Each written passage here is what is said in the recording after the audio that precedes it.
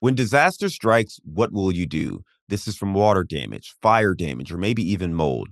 For many homeowners and property owners, they don't know who to call. So they just start to pick up their phone or go to Google and see who pops up.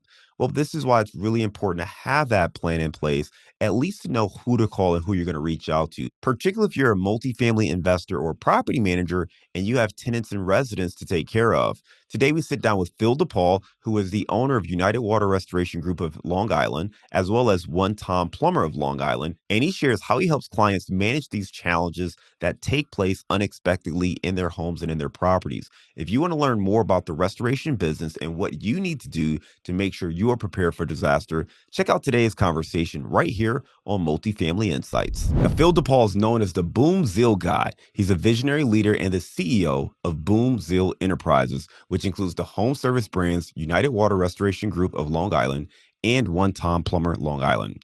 Now, guided by a strong sense of purpose and core values, Phil is on a mission empowering growth and service driven business leaders through higher standards of ownership and impact. Let's welcome to the show, Phil DePaul. Man, that guy sounds real cool, real crazy. I love it, man. I love it. Well, Phil, it's great Thanks to for have having me, you John. on. Absolutely, man. Absolutely. I went over your bio and background at a very, very high level. Why don't you take 2 minutes and fill in some of those gaps? Sure. I guess the long story short is that I grew up in a blue collar household, father who was a plumber, and I went to school for computer science. Never really used that degree. Never really worked with my hands. He didn't want me to, but I did wind up in plumbing wholesale, and I wound up somehow spending 14 years there in wholesale distribution for plumbing, heating, and HVAC supplies.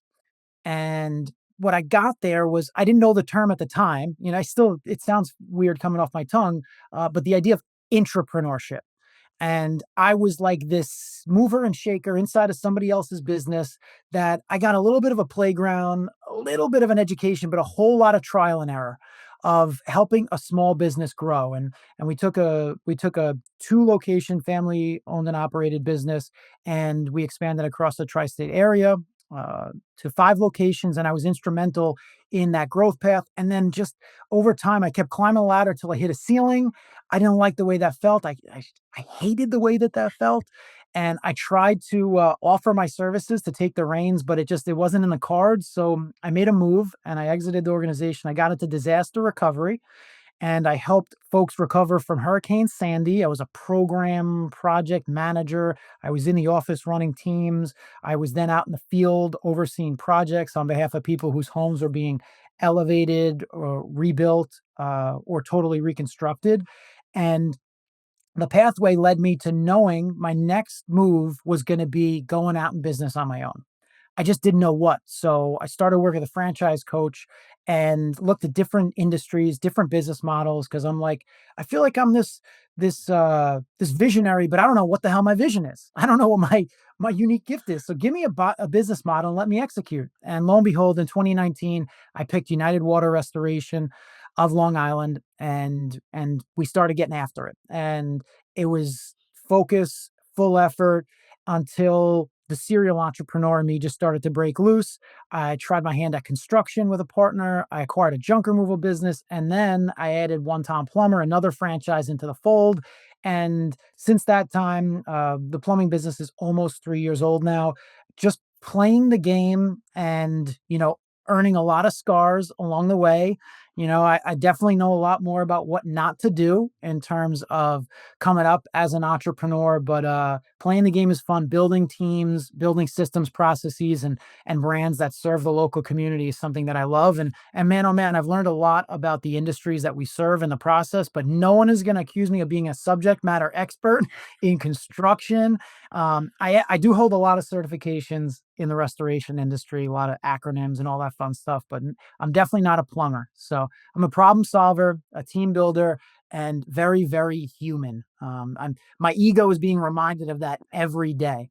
So hopefully I can drop a little bit of value to your audience and at least have some fun in the process.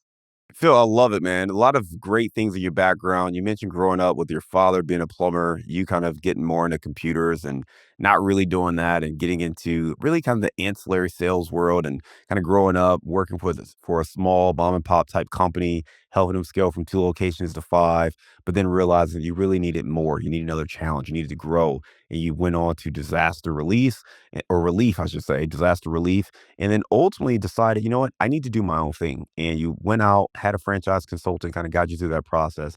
I love that you said you're a visionary, and I wrote down a visionary with no vision, right? So you got this person who's out there and you didn't know what it was you were trying to do, which I just find is incredible because I'm sure a lot of people can connect with that, right? Like a lot of people know they want more, but don't know what it is, right? And that's one of the reasons people listen to this show, right? They like multifamily. They heard you can make money in real estate, and it feels like it's something that people can wrap their heads around. But sometimes it's not the final solution for a lot of people. So I love the fact that you went out there, went down the franchise road, found United Water Restoration Group, and utilized that to really start to grow and scale and kind of find your calling more in this home service field. You know, you talked about United, you got one time plumber, you did the junk removal, you have these other businesses. So you really start to kind of grow and stretch a little bit to say, okay, how else can I be a service for people?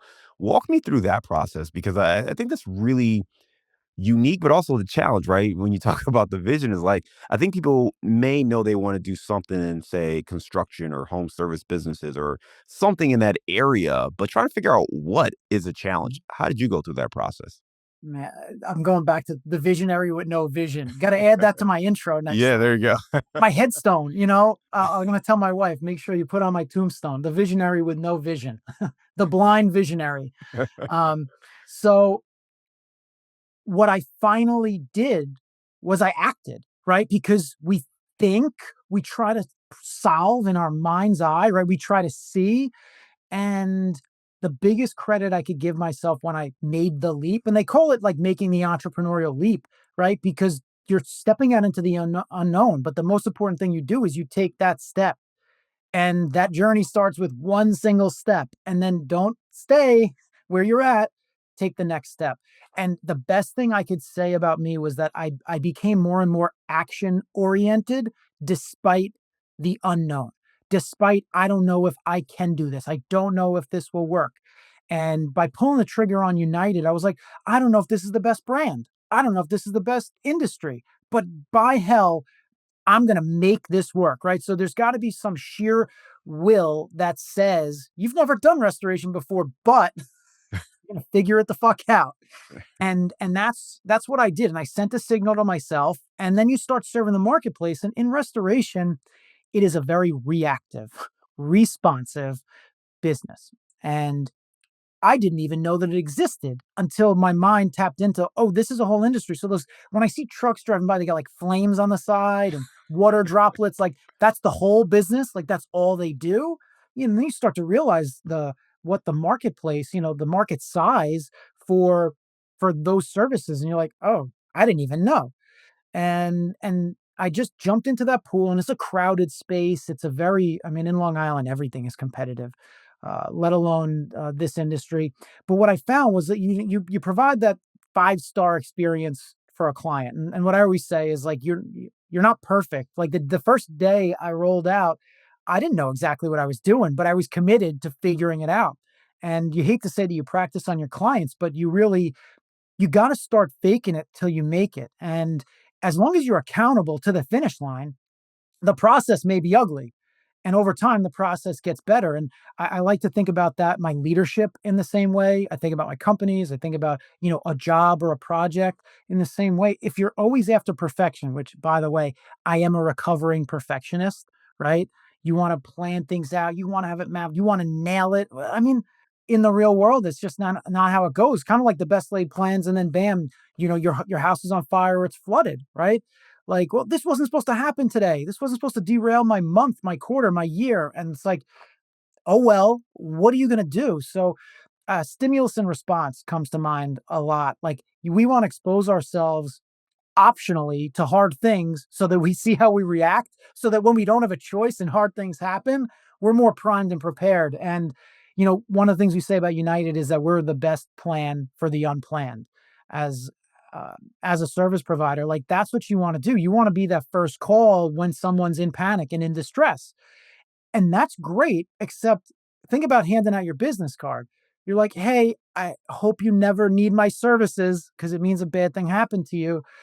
And my journey as an entrepreneur started to shift after a few years in restoration because I'm like, how do I build deeper roots with our client base and serve them more when I hope the thing that I do never happens to them in the first place or never happens to them again, right? You don't want to see repeat clients go through a flood or a fire or a mold problem, right? So it's tricky being a being a service provider where you're like, I don't really want you to be in the situation, but it is what I do. It's how I pay the bills. It's what I exist to, serve the marketplace with. So when I went upstream and I'm like, more remodeling, junk removal and moving, and then, now the latest and greatest thing, which is plumbing and drain clearing and that sort of thing. It's my path towards being able to serve the community, serve a client base with more of what they want, maybe before the big disaster and for those things to be linked. So, I mean, hopefully that connects some of the dots as to how I wound up where I'm at, but it's like a happy accident, especially when you think about it in hindsight. I started describing my biography with my dad was a plumber when I was a kid, right? And then here I am and I'm still not a plumber, but look at the life that I find myself in. So it's interesting.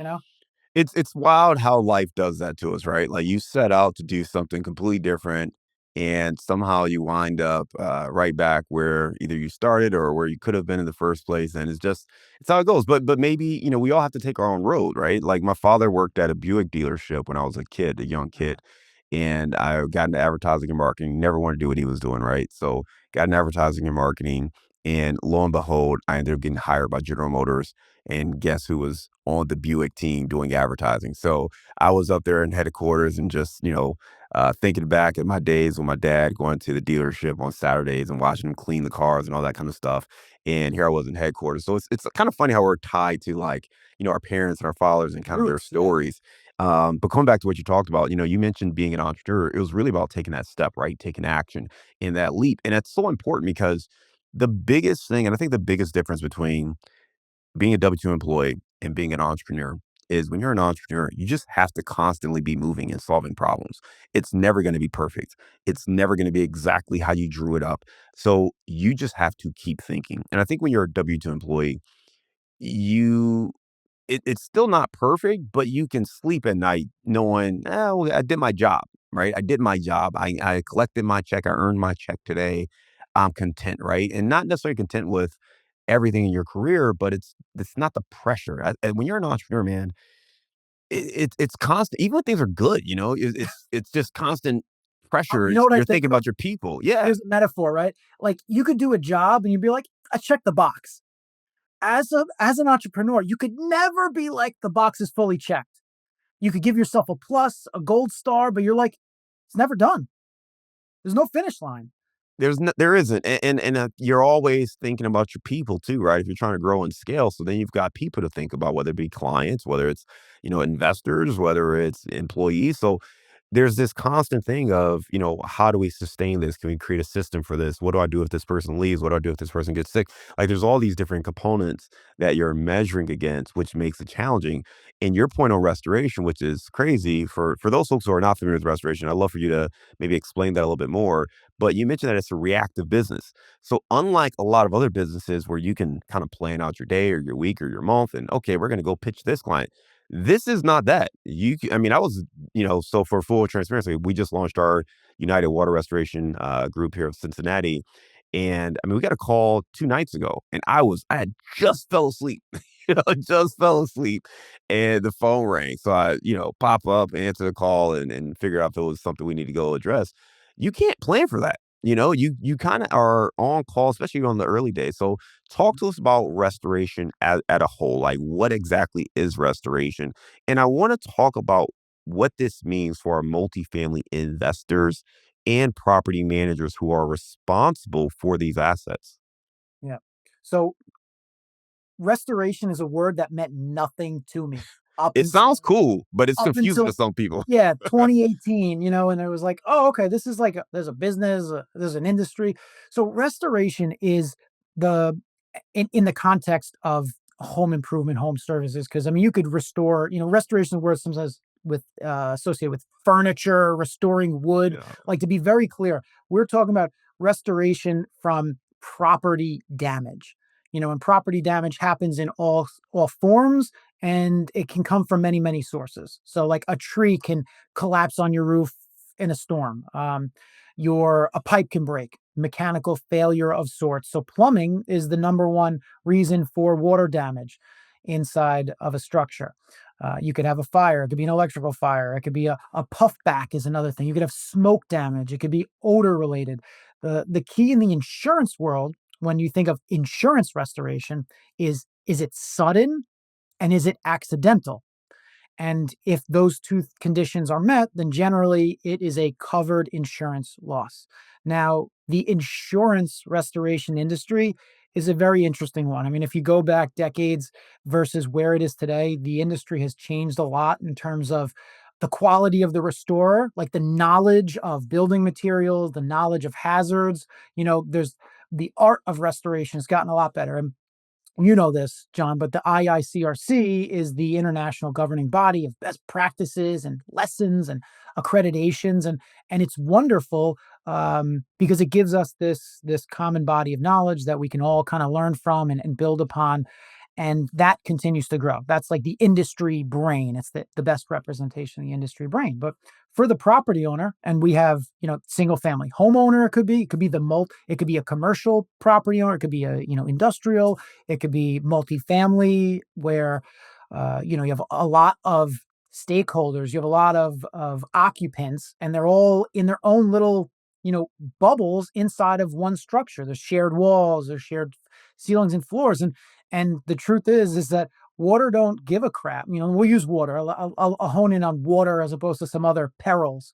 But restoration is the fact that after a mess is made, after a problem happens, somebody's got to come in, and you're going to hear words like mitigation, remediation, abatement.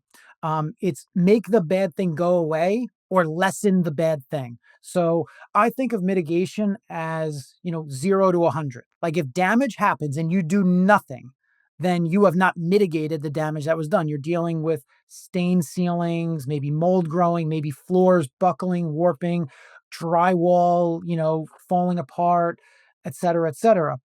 If you do nothing about it and you leave water inside of building materials, odds are over time you're going to grow some fungus. The indoor air quality is going to start to diminish. And sometimes that happens faster than others, depending on the climate that you live in and depending on the time of year.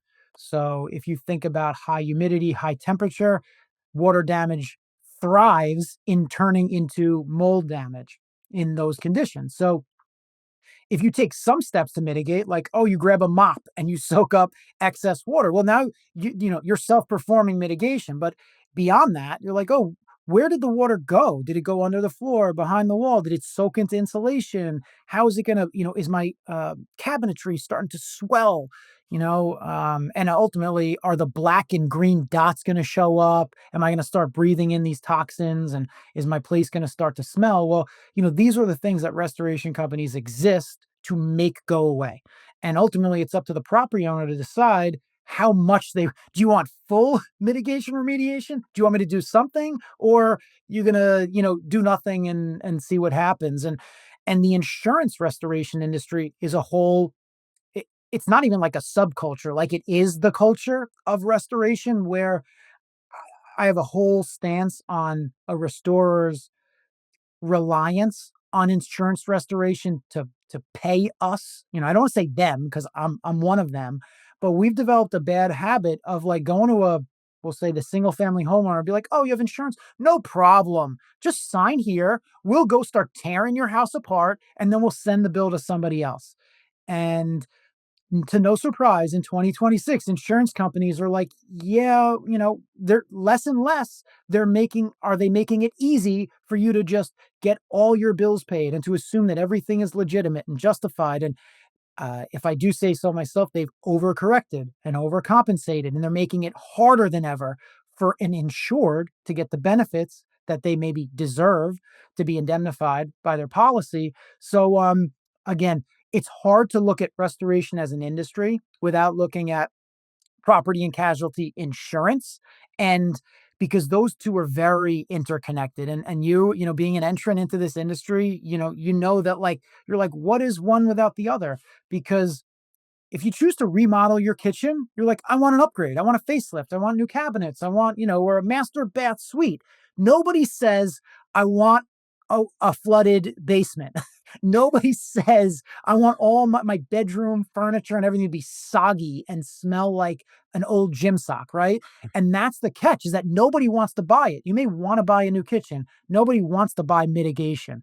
And that's why insurance exists. So, hopefully that sets up your follow-up, and hopefully that helps the viewer kind of get a sense of what the context is here for what we do.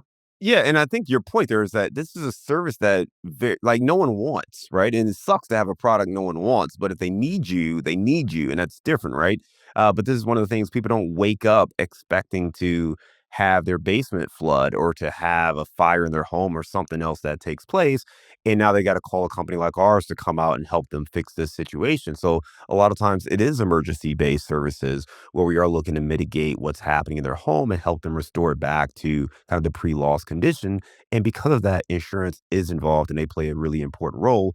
And for most homeowners, they have never filed a claim before, right? So you've been paying this insurance maybe for years and you don't really know the process. You don't really know what to expect and you don't know how much control maybe you have over that process. So it can be really scary, especially when you wake up, you're experiencing this loss, this issue going on in your home, you're panicking, you're trying to figure out who to call, who to come fix this thing, and you don't know the right questions to ask. Talk a little bit more about kind of how you help guide homeowners through that situation. Then we'll kind of transition to talk more about multifamily. For sure. I mean, so the typical, we'll call them a prospect at this point, the person who's in peril, who's in the midst of some kind of loss. And I guess we'll lean towards the kind of emergency, unexpected thing. Because sometimes, listen, there is old mold. You could have you could have maybe, and we'll use the basement. I love, using the basement is and in Long Island, it's a thing. There's a lot of basements here. So basements definitely get the brunt of water damage. It could be water from the outside, water from the inside. So let's not look at the long-standing issue where we're kind of just ignoring it and it's getting bad. The thing just happened. And so now what's the property owner feeling? I'm confused. This is unexpected. What do I do? Let me try to triage it. But oh, this is bigger than I can handle with a mop or my shop vac, or my shop vac doesn't work. So now it's like, where do I turn? And there's not a ton of brand recognition in the industry. There are a few names I won't mention here, but that maybe have done more marketing and are more well known in the space. But ultimately, a lot of people pick this thing up, right? Or they go to their computer and they're like, I'm underwater, help. And let's be honest, that call that woke you up a couple of days ago, how they found you, and there's different ways to find you. It could be paid ads, it could be your organic, your top of the map pack, you're the closest to us. It could be a referral from a friend, but so where does that first phone call go? It either goes to someone who you trust, maybe it goes to a plumber, right? A contractor, your dad or something, right? Or you go to the internet, right? You either go to a person or you go to the internet. That probably makes up, I don't know, 95% of why restorers get called. And then the restorer shows up and you're like, hey, we've seen this before, but we've seen this before. However, you're not just a number. Like, we're not just going to let the process happen to you. Let's go step by step. First, what happened? What do you know? Okay. Have we stopped the source of the issue? Right. Number one, let's make it get not worse. All right. Check. And during this process, the idea is you want to build trust. You want to build credibility. You want to send a message to the client that I got you from this moment forward. And the art of restoration starts, in my eyes, with the person, not with the property. The property is the proxy by which you connect with the individual. And you're like, how do you feel? What do you care about? Do you care more about the walls, the floors, or like your stuff? Like your college yearbook that has, your first boyfriend or girlfriend's signature in it, or family photos, or your great great grandmother's hand sewn blanket that's in the box. Like, right? What you got to do is you got to check in with that person. Like, what's running through your head? And if you do that, then you can really appeal to restoring their sanity first. Because the truth is, if your kitchen's destroyed, I'm not going to fix that in a minute. Yeah, I'll get a crew out right away. We'll start doing the first steps. But like, it's going to be a process. So the first thing I can do is restore your mind, like your sanity, bring you back to the present, be like, this sucks, period. However, we've seen this before and we know what to do. So get to know, do you have insurance coverage? Okay, we can have that conversation. What's the thing that you're most concerned about? What do you care about? Is it things? Is it your, oh my God, this is going to ruin my day tomorrow and I have all these plans? You're right. This is definitely going to throw a monkey wrench. So here's here's what I'm seeing. And we do an assessment. You take into account figuring out the extent to which property damage has occurred so that you can come up with a scope of work and a plan. And before we try to shove that whole plan into someone's mouth, it's like, here's the first thing I recommend we do. Let's extract the standing water. Let's move the things that are all wet, the things that could be dry, the things that can't be dry. What kind of water is it? Is it clean water? Is it contaminated water? And just step by step, using your competence to illustrate and build confidence, right? So you're portraying confidence and you're building confidence in the property owner that you know what the hell is going on, that even though property damage happened to them, you're here for them, right? Don't put gasoline on a fire. Don't drown someone who's already underwater. Like, they know that it sucks and it's bad, but we've been through this before. However, we've never had a client like you. So we want to know who you are and how we can best navigate. Do you need temporary relocation? Are you worried about pets? Are you, et cetera, et cetera? Are you worried? Oh, I have a autoimmune disease. Okay. All right. We're taking all this stuff in. Hear them. Hear the person before you just treat the property. So that's the essence of what we do. When we're at our best, we start there, we go step by step. We're not just forcing the entire project on them, the entire claim. It's like, is an insurance claim right for you? Not all insurers are created equal. Honestly, if you got this one instead of that one, you got this deductible instead of that deductible, if you have this claim history instead of that claim history, just pump the brakes. Let's not jump into that cycle.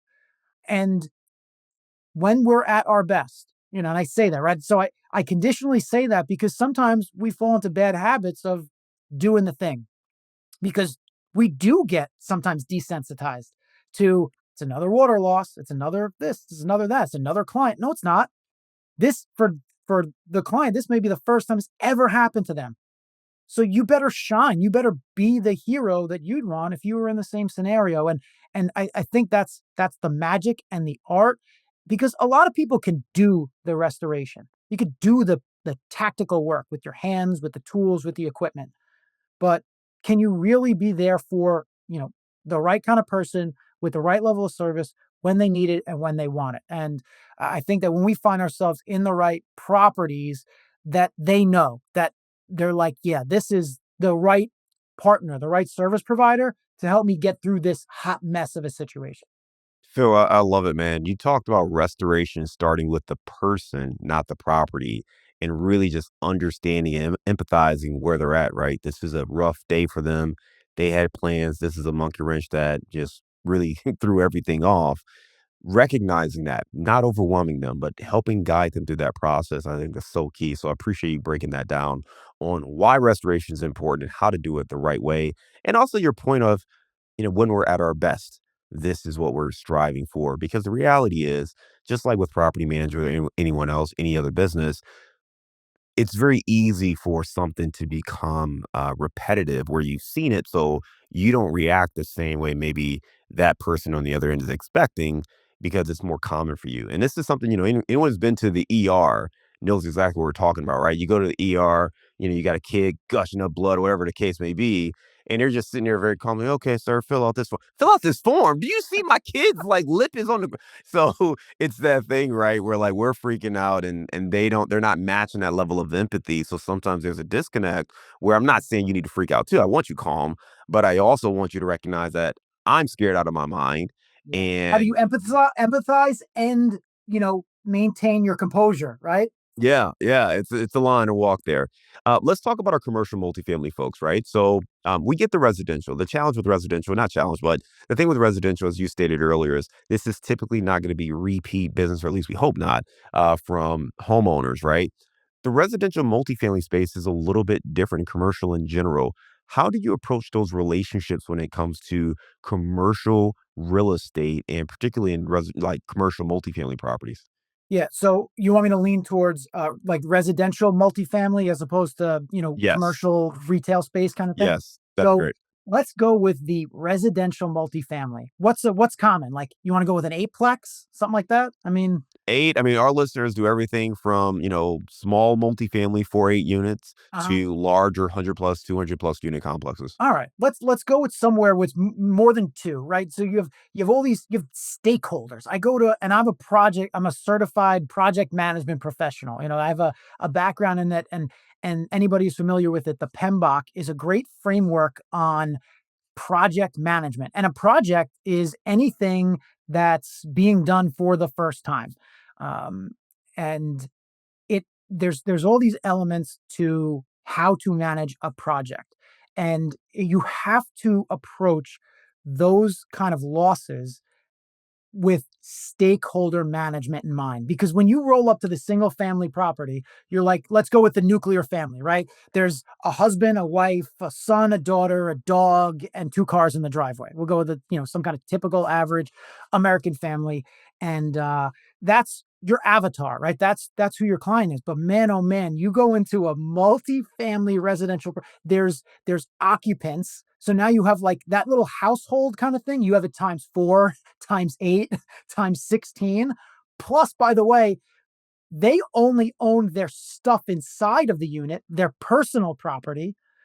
They don't own the structure, but their world is like wrecked, right? So they have the same problems that single family um, property owner has, but they don't have the same level of control and or the same level of accountability. You're like, oh, it's not my building, but it's my home. And there's this weird vibe because then, by the way, you have, we'll call him the landlord. It sounds, and it. Yep. I think it just sends the right message for the characters in the story, right? The landlord, there's connotations. Landlord doesn't care. Landlord doesn't take care of things. Well, the truth is, landlord is a business owner that's trying to manage a damn P&L, and the thing that happens is like, this upsets my razor thin margins, right? And you're like, there's dislocation, there's relocation, there's repair, there's mitigation. You're like, this sucks. So the landlord doesn't have the same level of um, personal pain, right? Their home is not affected, but their investment, their business is affected. So there's like this financial pain, but the personal pain is felt by the unit occupants and stuff. And there's just these forces at play. There's this unnatural tension and friction and um, ownership and opinions that, oh, drop a restorer or a contractor in the middle of that. And you're like, well, am I here for the occupants, the people, the landlord, the building, their stuff, right? Because a typical insurance policy on one of those properties has certain limitations and exclusions for the landlord. There's red tape. There's the occupants. Do they or do they not have insurance on their stuff, which they own and they're responsible for? And you're trying to figure out, like, I want to help everybody, right? I want to save the world. And you're like, I don't know how to do it in the confines of a multifamily residential loss. It is extremely challenging. It's challenging because you don't know how the hell to make everybody happy. In fact, hey, restorer, you're never going to make everybody happy. It'll be, roughly 50-50 at best, at least that's like your expectation. Because if you go in trying to make everybody happy, you're just not gonna. So if you're working for the unit occupant, like, to whatever degree they want to take responsibility and accountability, you try to help them with their stuff, what to do with it, how to dry it, what to dispose of, what could be restored. And if they're trying, because remember, the timeline for the occupant is like, I need this fixed now. I need it fixed yesterday. The landlord's like, we have to make some business decisions, right? So disconnect. And then if you're the boots on the ground, you're like, I don't know what do I say to him? I'm like, well, hey, occupant, like, you can hire us.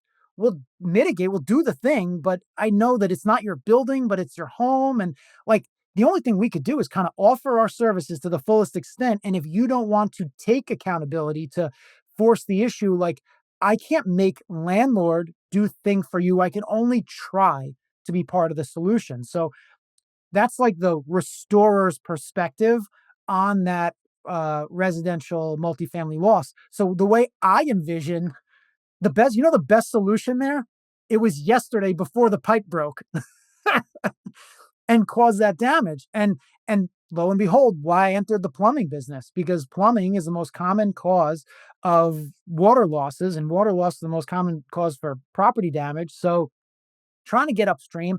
And our main thing is protection. Is like, let's get out there, and you'll never, it's like a doctor, right? You can go for a checkup once a year. Like, are they always going to see cancer coming? Are they going to know if you're going to get the flu? Are they like, if you're going to break your bone or this is going to happen? Like, mitigation. Let's go back to mitigation, right? I can only try to mitigate your risks. And my plumbing division tries to mitigate the risks associated with owning a property so that you don't find yourself in a situation where you need restoration. So plumbing exists to put restoration out of business. And when we're selling our value proposition as plumbers, we're doing that in the spirit of, hey, trying to stop water damage before it starts, because it's way more problematic after it starts. And arguably, it's way more problematic in multifamily residential than it is in single family It sucks in either, but man, oh man, is that residential multifamily loss uh, a, like a mass, it's a migraine compared to a headache, right? And the problem is that landlord is running a business. It's looking at a P&L. It's like, I'll pay for plumbing when the thing breaks. Ah, therein lies the rub, right? It's the proactivity, and restorers, listen, restorers to some extent, even if you don't have a plumbing division, we can be part of the solution if we start a relationship to get upstream and try to help people not have water damage, right? But then it's like, are we putting ourselves out of business, right? There's this weird conundrum for who we are, why we exist, what we exist to do. So in my world, it's cleaner and clearer, and that's why I found myself on this path. But back to the residential multifamily loss, as you can see, there's all these variables and conditions that they're really hard to juggle, and there are things that contribute to how they happen. There are things to unpack after they do. So you let me know where to roll with that. Yeah, and Phil, I think too, to your point, right? First of all, there's key stakeholders involved, right? You're talking about the renter or the occupant. You're talking about the landlord or the property owner. We didn't really talk about that property manager, right? But if you have someone else Yep. who is managing that property, that's the person who gets caught in the middle. And those are some of the folks that we talk to because, as you've already laid out, you've got the property owner or landlord who is focused on the P&L. This is an investment. This is a business. They are not looking to pay for stuff if they don't have to, right? So they're really looking at it more from a business perspective. That tenant does not care, right? That tenant, I can't tell you how many calls we get where it's a resident, there's an issue, they call the landlord, they're not doing anything. They want us to come out and take care of it, right? And it becomes this issue where it's like, okay, but you don't own the building, so we can only do so much there, right? But what we have seen is that person who kind of gets caught in the middle is that property manager because you got this tenant or residents calling them saying, "Hey, I got this issue." Yet maybe this owner doesn't want to pay for it to get fixed. But we know in emergency situations, that PM kind of has to make a call. Can you Yeah. talk a little bit more about your experience there? And maybe not so much on the 8 units, but even on the larger properties and just how important it is to be proactive and to have these relationships, to have maybe an emergency plan or at least these key contacts in place. So if this happens, you know who to call. For sure. Well, you just said it, right? You hit the nail on the head. So that the property manager is the key person on navigating the day-to-day operations sort of what happens inside of one of these structures. And that it's that person's tool belt, right? It's their Rolodex that can be the weapon that helps kind of, we use the word mitigate again, right? Mitigate the issue right after it happens with the right partner that they align with. Maybe having a walkthrough of the building, whether it's on like the plumbing side or the restoration side, the more aware that a professional is with your structure, your building, the more equipped they are to restore it the right way. And or let's say water is spewing from somewhere. Well, a plumber who's familiar with the building and the shutoffs and stuff might be a better is probably a better resource than the guy that you're calling just out of the yellow pages, right? So establish those key relationships early. And that's when we're at our best, we are getting into those Rolodexes and more importantly, getting into those structures before there's some major mega incident. I feel like that's the best sort of marketing, business development, and relationship plan that a contractor like us can do is to just get in front of these professionals. So at least you want to get known, liked, and trusted kind of ahead of schedule before there's some kind of catastrophe. And if you can help that property manager avoid, because really think about it, property manager is kind of like, on the job either way. The job just sucks more when problems happen. So you're like, how can I be the biggest asset to make their job as smooth as possible? Because a ho hum day for them is gold. So some of our best key relationships are those individuals, the ones who really value having us on speed dial. And the more that we know about them and the more that we know about their properties, then the quicker we can be solution providers and the more effective the solution can be. So And Phil, I think to your point, the other thing with those property managers, they bear the brunt of everyone's frustrations. They're expected middlemen to or be or women, right? Yeah, they're expected to be, general managers, almost, manager director type individuals who can make split second decisions, especially when you have emergencies that break off. I mean, you take that situation, you get a phone call in the middle of the night and they call their PM and say, "Hey, I got water, coming all in my unit."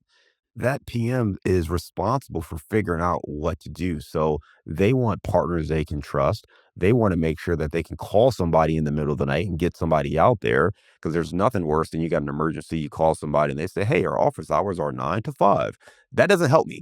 I need somebody now. And John, in our industry, that's not an option, man. That's a It's not an death. op it's not an option, but you still gotta answer the phone, right? So the thing is you want someone who's gonna answer the phone, who's gonna get out there, and more importantly, it's making sure you give them the thing you mentioned earlier, right? It's solving the issue for that person before you even get to the property, because you gotta give them peace of mind that they called the right person. Because there's plenty of companies you can look up and call, but are you gonna get somebody who is gonna take care of you and your situation, take care of the property, take care of the tenant, take care of the property owner or the landlord? And make sure you give them the right options to navigate the situation versus someone who maybe comes in, assumes it's all going to be paid by insurance, does all the work, and someone's left holding a five-figure bill, if not more, that they weren't anticipating. So it definitely requires having the right people on your team. And if you are a property manager and you don't know who you're going to call if you get this emergency, now's a good time to maybe reach out to a restoration company and have this kind of a conversation. So how's this for a tagline, right? Because we'll say everybody has insurance, right? But nobody wants to have to use it, right? Think about it. If you're using medical insurance, it's because your health is unwell or of concern. If you're using property insurance, right? So what I love to say is that assurance is greater than insurance. And that's what the right partner exists to do, is to provide that level of assurance, before you have to break the glass and tap into insurance. So I agree. I think that it's on, the top pros out there to get known, liked, and trusted by property management professionals. And likewise, property management professionals, do your homework. And just because you got a guy, you got a gal who does a thing, well, go on a couple more dates. Like, see who else is out in the market. Do your market research and see, who's trending. See, what companies out there are building a base of raving fans, and maybe you can get better service and more of that assurance from somewhere else, because a lot of times we get into bad habits, right? We get into bad habits with our bodies, we get into bad habits with our properties and how we maintain them. So, a little hygiene will go a long way. I love it. Hey, Phil, for folks that want to learn more, they can check you out at boomzilla.com. And you got a lot of information here, both of your businesses there as well. Right now, we're going to transition and go to our round of insights. When you think you found a great deal, asking the right questions could be the difference in finding a stud or a dud. Listen, we've put together a new guide to help you out. It's called 7 Questions You Must Ask Before Investing in Apartments. Now, in this guide, you're going to learn how to uncover red flags, quickly identify underwriting risk, vet sponsors and team members, and confirm key assumptions. Now, this is a guide that's going to help you be a better investor, whether you're an active investor or you're a passive investor looking to partner with other operators. Asking better questions is the key to identifying great opportunities. So download this free guide. Go to our website, casmoncapital.com/7 questions. That's the number 7 questions. And you can access this free guide today. To make it easy on you, though, we've put a link in our show notes. So you go to the show notes, you can click that link and access the guide right now. This guide's going to help you make better investment choices, asking the right questions to build your portfolio. So be sure to download it today. All right, Phil, give me a failure or an apparent failure that sets you up for later success. Oh man, I mean, there's so many. I think of them as scars earned, lesson learned. So, which context? You want to hit me with an angle? Man, you pick. Well, we've been talking. Yeah, you pick, man. Okay, so I tend to just lean towards sort of leadership and accountability. It's how I'm wired. So, if you want some insight into, what I've learned from a certain situation, it's shiny object syndrome. I call them butterflies. And, going back to entrepreneurship and biting off more than you could chew, it's funny because I don't find myself having a big appetite of wanting things, but as an addict of chasing challenges, mountains to climb, my suggestion is that if you try to climb multiple mountains at the same time, you're probably not going to get to the top as fast as you want. So maybe pick one really good, juicy mountain and commit. Commit with 100% of your resources. And honestly, the mountain could be a lot of things. It doesn't have to be a business. It could be, it doesn't have to be chasing, the entrepreneurial business, but it's like you can't, if you want to be a professional, and listen, there are exceptions, right? But if you want to be a professional baseball player and football player at the same time, odds are if you try to do both, you're not going to be world-class at either one, right? So kind of pick and prioritization. I think, this is the topic. It is prioritization because there's no such thing as priorities. There really aren't. There can be a pecking order, but there can only be one priority at a time. And while playing the game and while living life, I've been guilty of being goal obsessed and too goal oriented, just trying to do too much, bigger impact, bigger ambitions. And for me, it's not because I want things, like I don't want the pot of gold necessarily. Like I love the journey. I love earning those scars, but you get some of the same scars over and over again if you don't capitalize on focusing and sitting in the seat of pain that you're in because you're fighting a battle on multiple fronts. So prioritization is something that I've struggled with, and I'm on the road to recovery, trying to pick one mountain, one focus at a time, even though I got 2 logos on my chest, in that war against water damage, before it happens and after it happens. So trying to center myself. Give me a digital or mobile resource you recommend for our listeners. I'm a huge audiobook guy. So Audible for me has been great. There's actually an app too called Blinkist. It just doesn't have a lot of stuff. It condenses some books down to like 15, 20 minutes. So before I commit to bite off a 10-hour book, it's probably best to take a little appetizer and see if you want to go deeper. My personal favorite, if we go the digital route, is Alex Hormozy. So his preachings and teachings from playing the game of business while navigating the game of life, I think have been really pointed. He literally puts out textbooks with stick figures on this stuff. So those are some different things that I use. Give me the book you've recommended or gifted the most in the last year. So that's easy. I mean, and it piggybacks $100 million money models. I over-invested in this book for reasons, but it really is, the subtitle of it is How to Make Money. So So I have hard copies, and I'm happy to hand them out within my community to people who I think would benefit from really breaking down the science of building a business that is scalable and the nuts and bolts of what makes up a good business model. However, the book that I've always promoted the most, which sometimes can be a load to read, is Think and Grow Rich by Napoleon Hill. So if you need a paradigm shift, if you need to really, come around the corner and see a bigger picture, I thought that book was about money when I read it as a kid, and it really opened myself up. Give me a daily habit that helps you stay focused on your goals. So the last year year plus now, I committed to stillness in the morning, and I'm not good at it.